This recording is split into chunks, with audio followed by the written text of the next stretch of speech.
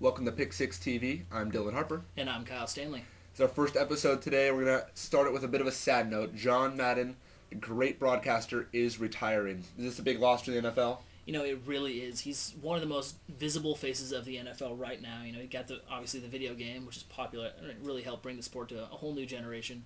And you know, he is the most famous commentator out there. A really famous coach, Hall of Famer. I don't see his shoes being filled very easily. He is an absolutely great coach. We will miss him deeply. Chris Collinsworth will be the one replacing him for Monday Night Football. And, you know, it's always tough to come into that situation. Does he have any chance of even coming close? You know, I just don't think so. You know, Madden has so much built around him that I don't think anyone can. Yeah, he's so great at connecting with everybody. Just bringing football into your living room, making you understand the game, and mentioning the linemen too, which I always love. Oh yeah. All right, sticking with the NFL. The NFL released its schedule on Tuesday, the Tuesday night release show. Now, the Dallas Cowboys got 6 nationally televised games. Does that seem like a bit much? You know, it seems like a little more than they should have gotten. You know, I get they have a huge following, and that the NFL is a business like anyone else, but I think you should spread it around a little more. I think every team should have at least one primetime game, and I don't think that's too much to ask for. That's true. You know, Detroit's got a big following. The Raiders got a big following. They don't, they don't always have a bunch of primetime games either. So, all right, now going to basketball. Basketball is finally done. Season is over. And Kevin Garnett and Manu Ginobili both out for the postseason. Is this a big deal? Oh yeah. You know, the Celtics without Kevin Garnett just have not been playing great basketball. And when it comes to playoffs, you need to play great basketball. So I don't see them going very far. Yeah, I think the key is a lot of people look at the record. They're like, well, they're 18-25 without Kevin Garnett. But this is playoff physical basketball. And if you're going to play teams like Cleveland, a physical team, or even Detroit, who's not a great team, but they have physical players such as Rasheed Wallace, you're going to need Kevin Garnett, someone like him. And Ray Allen's just not going to be able to compete physically with LeBron or Rasheed Wallace. All right, now who's your winner? You know, the Cleveland Cavaliers. I just think LeBron James is too good. That's a good point. LeBron and Kobe would be a great duel. I have actually another duel, LeBron and Dwayne Wade. I think he's going to carry him through the playoffs. But you know, I think that would be a great matchup, LeBron versus Dwayne. But when it comes down to it, I think the Cavaliers are a better team overall. That's very true. I would love to see a Dwayne versus LeBron matchup to get to the championship. I think that'd be a great series. It would be a great series. All right, now going to the NFC West here for our playoff predictions, or our very early NFL predictions. And we're going to be doing these. We're going to do one after the mock draft, or after the actual draft. We'll do one after the preseason, and then this is going to be our very first one. So, you know what? I found these are probably usually the most right because we don't know what we're talking about yet. Yeah. But who's you got winning this division? I have the San Francisco 49ers taking this division. Interesting. You know, I think they have the talent and the coaching staff this year. In past years, I think they've been a talented team, but they haven't had the right coaches to take them to the next level. And this year, I think Mike Singletary has got the team moved in the right direction. Interesting. He seems to have a bad rap among the media. How come? You know, you drop your pants once, and everyone seems to take it a little too far. But I think it was a stupid thing. He did it once. I think he learned from his mistake, and his players respect him. I think that's what's most important.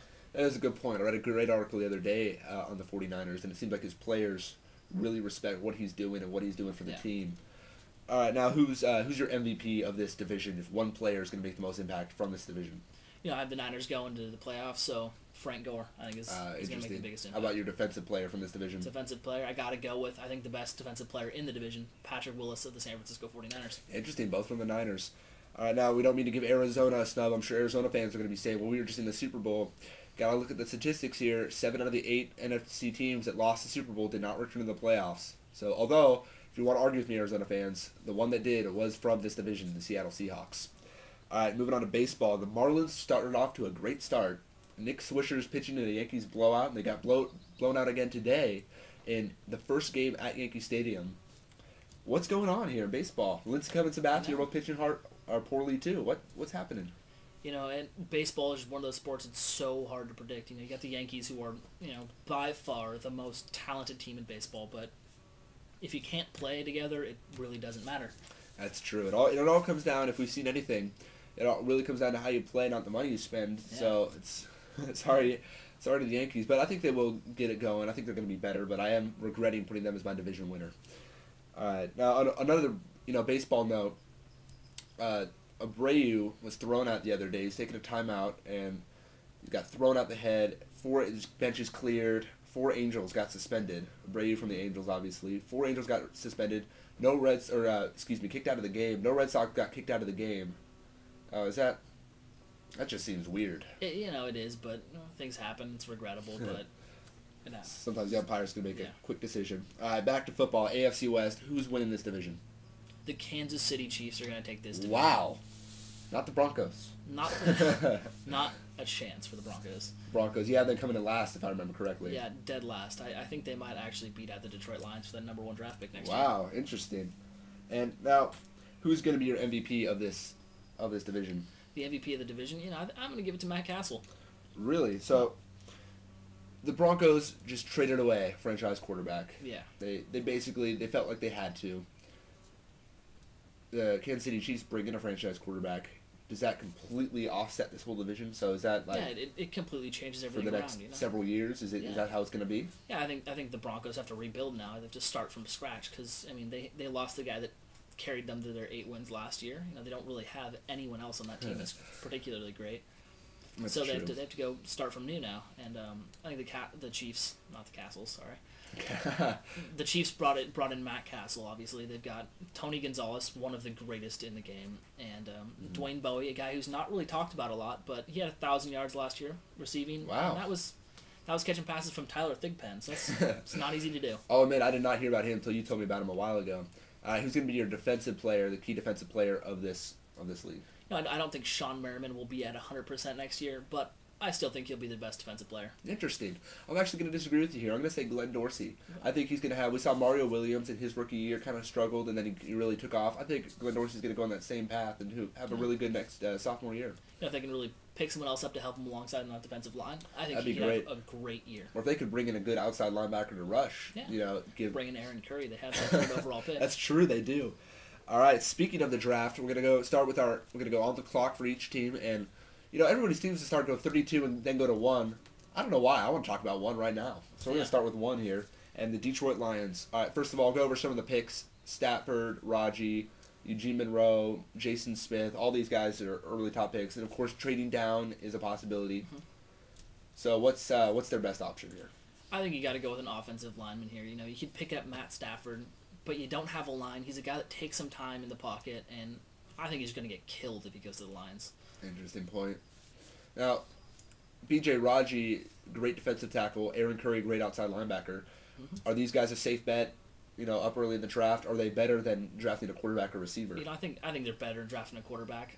A receiver is kind of useless on the Lions right now. They don't have a great quarterback to throw the ball, and they have Calvin Johnson. Who's spectacular.